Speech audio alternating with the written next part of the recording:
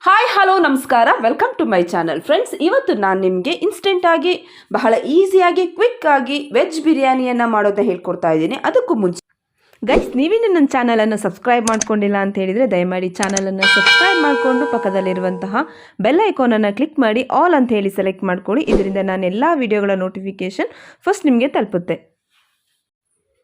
First ಇಲ್ಲಿ ನಾನು ಒಲೆ ಮೇಲೆ ಒಂದು ಪ್ಯಾನನ್ನು ಇಟ್ಟು ಸ್ವಲ್ಪ ತುಪ್ಪವನ್ನು ಹಾಕ್ಕೊಳ್ತಾ ಇದ್ದೀನಿ. ನೆಕ್ಸ್ಟ್ ಅದಕ್ಕೆ ನಾನು ಪಲಾವ್ ಎಲೆ, ಚಕ್ಕೆ, ಸ್ಟಾರ್ ಮೊಗ್ಗು, ಅದಾದಮೇಲೆ ಸ್ವಲ್ಪ ಜೀರಿಗೆಯನ್ನು ಹಾಕ್ಕೊಂಡು ಲೋ ಫ್ಲೇಮಲ್ಲಿ ಅದನ್ನು ನೀಟಾಗಿ ನಾನು ಫ್ರೈ ಮಾಡ್ಕೊಳ್ತಾ ಇದ್ದೀನಿ. ಅದು ಸ್ವಲ್ಪ ಕಲರ್ ಚೇಂಜ್ ಆದಮೇಲೆ ನಾನು ಅದಕ್ಕೆ ಆನಿಯನನ್ನು ಹಾಕ್ಕೊಂಡು ನೀಟಾಗಿ ಅದನ್ನು ಫ್ರೈ ಮಾಡ್ಕೊಳ್ಬೇಕು. ಆನಿಯನ್ ಚೆನ್ನಾಗಿ ಒಂದು ಬ್ರೌನ್ ಕಲರ್ ಬಂದ ಮೇಲೆ ನೀವು ಅದಕ್ಕೆ ಸ್ವಲ್ಪ ಜಿಂಜರ್ ಗಾರ್ಲಿಕ್ ಪೇಸ್ಟನ್ನು ಹಾಕ್ಕೊಳ್ಬೇಕು. ಶುಂಠಿ ಬೆಳ್ಳುಳ್ಳಿ ಪೇಸ್ಟ್ ಸ್ವಲ್ಪ ನೀವು ಹಸಿ ವಾಸನೆ ಹೋಗೋವರೆಗೂ ಫ್ರೈ ಮಾಡ್ಕೊಂಡ್ಮೇಲೆ ಅದಕ್ಕೆ ನೀವೇನು ರೆಡಿ ಮಾಡ್ಕೊಂಡಿರ್ತೀರ ವೆಜಿಟೇಬಲ್ಸನ್ನು ಹಾಕ್ಕೊಳ್ತಾ ಬನ್ನಿ. ಕ್ಯಾರೆಟು, ಅದಾದಮೇಲೆ ಆಲೂಗೆಡ್ಡೆ, ದಪ್ಪ ಮೆಣಸಿನ್ಕಾಯಿ, ಕಾಲಿಫ್ಲವರ್, ಸ್ವಲ್ಪ ಬೀನ್ಸನ್ನು ಹಾಕ್ಕೊಂಡು ಚೆನ್ನಾಗಿ ಅದನ್ನು ನೀವು ಮಿಕ್ಸ್ ಮಾಡ್ಕೊಳ್ಬೇಕು.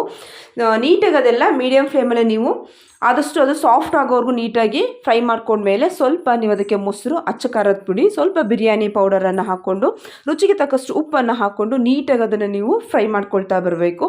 ಆದಷ್ಟು ಇದನ್ನು ನೀವು ಲೋ ಫ್ಲೇಮಲ್ಲೇ ಒಂದು 2-3 ಮಿನಿಟ್ ಇದನ್ನು ಫ್ರೈ ಮಾಡ್ಕೊಳ್ಳಿ. ಆಯಿಲೆಲ್ಲ ಸಪ್ರೇಟ್ ಆಯಿತು, ಚೆನ್ನಾಗಿ ಫ್ರೈ ಆಗಿ ಬೆಂದಿದೆ ಅಂದಮೇಲೆ ನೀವು ಅದಕ್ಕೆ ಸ್ವಲ್ಪ ಪುದೀನ ಮತ್ತು ಕೊತ್ತಂಬರಿ ಸೊಪ್ಪನ್ನು ಹಾಕ್ಕೊಂಡು ರೆಡಿ ಮಾಡಿಟ್ಕೊಂಡಿರುವ ರೈಸನ್ನು ನೀವು ಅದಕ್ಕೆ ಸೇರಿಸ್ಕೊಳ್ಳಿ.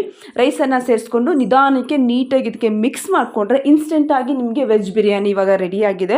ಬಹಳ ಈಸಿಯಾಗಿ ಫಟಾಫಟ್ ಅಂತ ಹೇಳಿ ಮಾಡ್ಕೊಳ್ಬಹುದು. ನೋಡಿ, ಟೇಸ್ಟ್ ಕೂಡ ತುಂಬಾ ಚೆನ್ನಾಗಿರುತ್ತೆ. ನೀವು ಕೂಡ ಇದನ್ನು ಮನೆಯಲ್ಲಿ ಟ್ರೈ ಮಾಡಿ ಹೇಗಿತ್ತು ಅಂತ ಹೇಳಿ ಕಮೆಂಟ್ ಮಾಡಿ.